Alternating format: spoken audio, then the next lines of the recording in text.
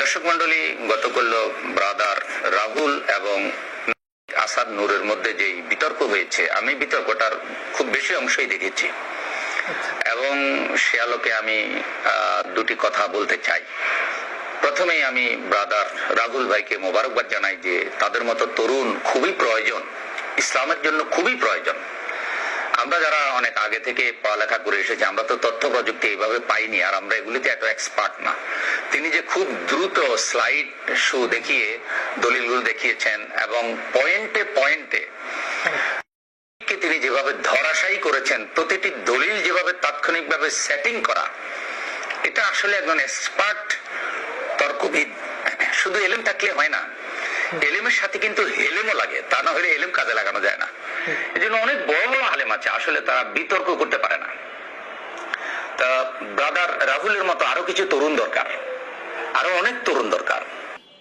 আলহামদুলিল্লাহ প্রিয় বন্ধুরা, আমরা বুঝতে পেরেছি ব্রাদার রাহুল হোসেনের প্রয়োজনীয়তা আমাদের জন্য কত গুরুত্বপূর্ণ। দেখুন যে তিনি বলতেছেন, এতদিন আবেগ আর বিশ্বাস দিয়ে আয়েশা রাদিয়াল্লাহু এবং নবী সাল্লাল্লাহু আলাইহি ওয়াসাল্লামের বিয়েকে সঠিক ও নৈতিক মনে করে এসেছি, আর কালকের পর থেকে যৌক্তিক এবং বৈজ্ঞানিকভাবে যে এটা যুক্তিযুক্ত তা বিশ্বাস করেছি। এই বিতর্কের পরে ইমান নতুন করে চাঙ্গা হয়েছে, আলহামদুলিল্লাহ।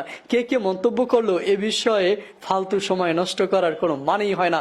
প্রিয় বন্ধুরা, খুব চমৎকারভাবে আমি আপনাদের আর একটা যদি কমেন্ট দেখাই, দেখুন ইনিও সংশয়বাদী ছিলেন। তিনি বলতেছেন, ব্রাদার রাহুলের ডিবেট দেখে আজ আমার নিজের মনের সংশয় দূর হলো। আসাদ নূরের ভিডিও দেখে সংশয় ছিলেন অনেক দিন ধরে, আর ব্রাদার রাহুলের বিশেষ করে দ্বিতীয় পর্ব দেখার পর সমস্ত সংশয় দূর হয়ে গেল।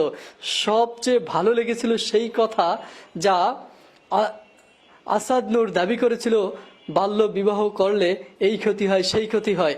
কিন্তু ব্রাদার রাহুল সাহেব যখন চ্যালেঞ্জ করলেন বাল্যবিবাহ করলে যে ক্ষতি হয়, আপনি বললেন তার একটি ক্ষতি আয়েশা রাদিয়াল্লাহুর মধ্যে দেখান, তা আপনি দেখাতে পারবেন না। যেহেতু বাল্যবিবাহের কোনো ক্ষতি আয়েশা রাদিয়াল্লাহুর মধ্যে ছিল না, তাই এটা প্রমাণ বহন করে যে আয়েশা রাদিয়াল্লাহুর বিবাহ বাল্য বিবাহ ছিল না। আলহামদুলিল্লাহ, আল্লাহর কাছে দোয়া করি ব্রাদার রাহুল সাহেবকে আল্লাহ আরো বেশি ইলম দান করুক, তার মতো যুবক আরো দরকার।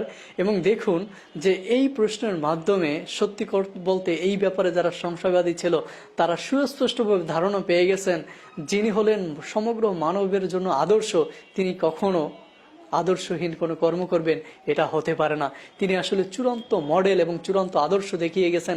এবং পৃথিবীর বিভিন্ন তথ্য পরিসংখ্যান দিয়ে তিনি যেভাবে তথ্যবহুল আলোচনা করেছেন, বিজ্ঞান, পৃথিবীর বিভিন্ন সমাজ ব্যবস্থা, ইসলাম, সব কিছু দিয়ে আসলে ব্রাদার রাহুল হোসেন অসাধারণ একটি কাজ করছেন। তার জন্য আমরা প্রত্যেকে দোয়া করব। তিনি আহলুল হাদিস এটা ভেবে তাকে আসলে আমরা এখন আর কেউ মূল্যায়ন করতেছে না। অনেক হানাফি, অনেক মাযহাবি ভাইয়ের ব্রাদার রাহুল হোসেনের প্রশংসা করতেছে, কারণ ইলম এবং সত্যের প্রশংসা আপনাকে আমাকে করতেই হবে।